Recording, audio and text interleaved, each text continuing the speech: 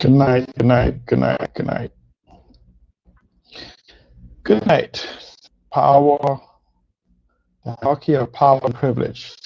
It's going to be a very short video tonight.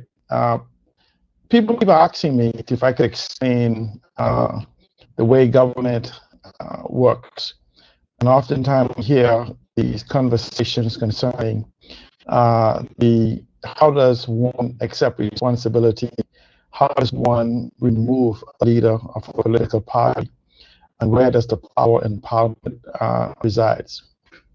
Well, let's just start by saying the whole concept in what happens to our parliamentary democracy, you often hear people repeat, and I say repeat because apparently they haven't checked that the prime ministers have unlimited power. And I just want to just tell you that is not true in the parliamentary democracy system that we have, not based on our constitution. And so for you to understand how power resides in the Bahamas, very easy to understand. The most powerful grouping in the Bahamas is called the people. The second most powerful grouping in the Bahamas is called the parliament. The third most powerful grouping in the Bahamas is called the cabinet. And the fourth most powerful grouping in the Bahamas is called, or the person is called Prime Minister. Notice I said to you that he is the fourth most powerful constitutional position. Yet in the Bahamas, you hear people often repeat, the Prime Minister have unlimited power. What the Prime Minister has is the unlimited power to appoint and disappoint. He has no unlimited power to govern the Bahamas. The Prime Minister in cabinet is first among equals. He gets to appoint his cabinet ministers, but he doesn't have unlimited power in them. What do I mean by that? When you're sitting in cabinet, what you have is collective responsibility. It didn't say that the Prime Minister dictates to anyone or any group of them, meaning the Prime Minister is the first among equals among them, but the collective responsibility in cabinet is 50% plus 1, or 51%, whatever the majority is. But the rule is generally 50% plus 1 based on the size of the cabinet, because you may not be able to get a fraction or something of the sort. And so, and I want people to understand this so that they could stop believing that Minis has this unlimited power to do whatever he wants. Minis has about as much unlimited power as the emasculation of the leadership around him and sitting in parliament. Please do not believe that the Prime Minister have the unlimited power. What do I mean? The Prime Minister chooses his cabinet. He appoints and disappoints the cabinets, the boards, all of these different privileges. He appoints and disappoints. But when he sits in cabinet, regardless of what the prime minister wants, if 51% of cabinet makes a decision that even the prime minister who's sitting in there disagrees with, he's obligated to accept that decision. In the same way, any other minister in the cabinet is obligated to accept the decision of the majority. That's why it's collective responsibility. They collectively accept responsibility for the actions of the collective. So, but anytime a minister feels driven by his conscience or his integrity, or most just his conscience, he can simply tender his resignation. So what does that mean? At any given time, the entire cabinet, having no confidence in the prime minister, can tender their resignation. Yes, they can. They can walk off cabinet, they will still have their seat, and go and sit back in the House of Assembly. Anytime a decision is made in cabinet, at any time a decision is made in cabinet, it is brought back to the House of Assembly to become binding. At any given time, 50% plus one can override any decision made in cabinet, by virtue of they have the ability to create laws. So if the prime minister makes a decision and they want to reverse it or they want to change it, they can do it.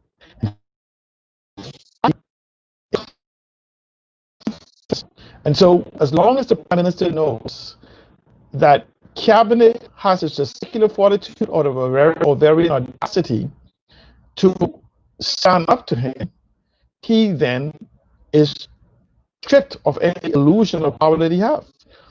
Anytime cabinet feels that they have this super power, 50% plus one of them in the House of Assembly can override cabinet by a vote of no confidence in what is happening in cabinet by virtue of prime minister.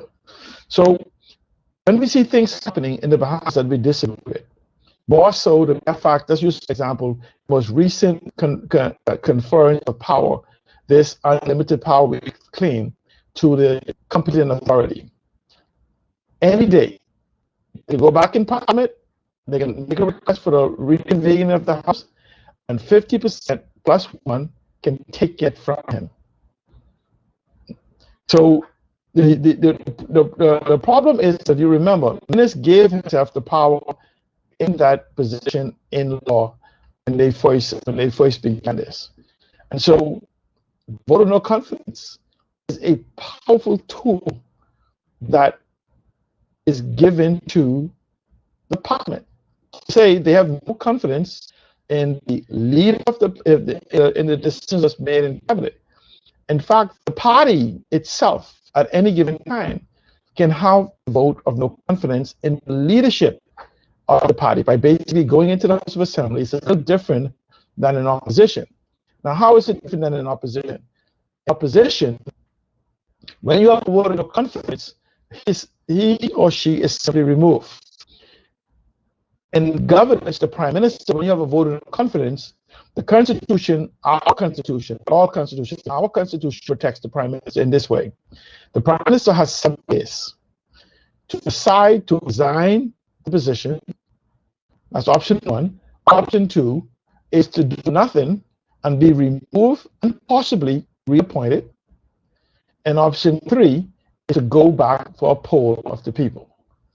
Most of the times, the power of the prime minister lies in the emasculated leadership team in the House of Assembly does not have the testicular fortitude or the ovarian audacity to stand up to the prime minister so that he or she can know that at any given time they can remove that individual. Now, we've never seen that done in the Bahamas. Why?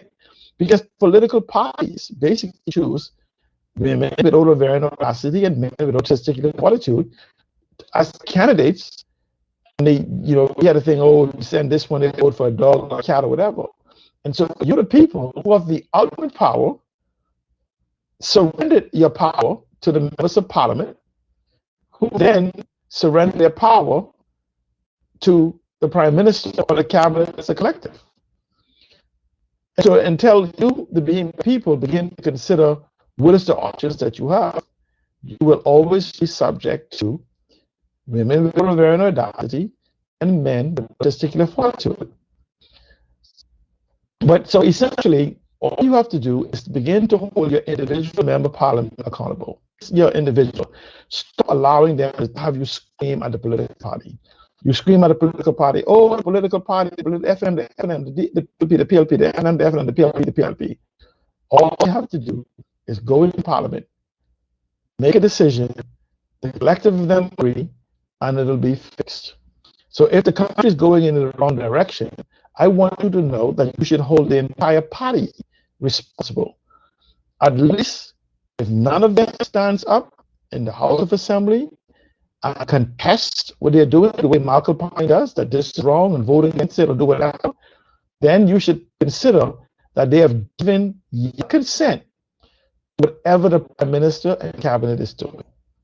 It's just as if though they're sitting there. They're not in Cabinet. By virtue of their silence, they have given consent for the Cabinet to do as they feel. And if they sit in Cabinet and they feel consciously that this is not right and they remain in Cabinet, then they too have given consent to what Cabinet does. And when it's time for you to be human people, you can't utilize to say, well, he wasn't in Cabinet, she was in Cabinet. You must hold that individual responsible. You didn't send boys and girls to Parliament. You assume you were sending men and women that possesses a particular fortitude or the audacity to speak up on your behalf in issues which they should have basic on a continuous basis consult with you. Now, there's in spite of the Prime Minister having that power, and a lot of times there's a threat the Prime Minister calling the election and they don't feel that they have the strength to go back to the House of Assembly or go back to the people, to the poll without their consent, whatever, or you're not getting the nomination. That's another story, okay? Because the only way you would be concerned about a nomination if you're depending on the party to authenticate your leadership. Because anyone with $400 and 5 voters from your constituency can nominate you. So when they start screaming, oh, you can't get a nomination, what they mean is you can't wear the flag or the color of that political party. And the person can still get a nomination. And I hear them all the time. Malcolm Pine is not going to get a nomination. You mean Malcolm Pine will not get a party nomination, but Malcolm Pine can simply go and ask 5 individuals to sign a document for him. He's nominated. The same thing as the independent candidate. So this whole thing with you keep being brainwashed into believing, oh, you get no, it's not a threat. What you're saying to them is, you do not have the ability to get elected without the authentication of the political party, meaning that you're not speaking to the Bahamian people to say that you have no ability to think other than to choose one of the political party as opposed to choosing a person who is voting for you. So when you go into the booth, they're bragging that you're not smart enough to choose the candidate. You have to choose the political party. So don't be surprised if later you're treated as an idiot. Because when you say, I will vote for a party no matter what, that's what you've done. You're becoming an idiot savant in the political arena. You have now become a victim of identity politics. And in layman terms, it's called gang membership. You do what the gang say. And so coming forward in the next election, in the whole reformation of the Bahamas economy, we must choose competent individuals to make decisions on our behalf. Now, a subset of what people have asked me is a very important question. How can a prime minister be removed without an election? There's one small piece that has never been tested, and it goes to this. During a political party's convention, for 24 to 48 hours, the person who is the current leader of the party is no longer leader. And it's assumed that that person no longer has protection of the Constitution. This is why you'll see many prime ministers, once they become prime ministers, they will stop having conventions. because they don't want to be charged by the convention. They don't have the protection of the Constitution. So, as an example, if somebody wanted to remove this as the current prime minister, one only need to have a convention at the FNM. And on the day the nominations opens up, he is no longer leader of the party. So whoever leaves that convention as the leader of the party is the prime minister, whether it be him or someone else. And if he loses at that convention, he does not have the privilege of running to the governor general and setting a convention. He has to vote of no confidence happen in the political party as opposed to the House of Assembly.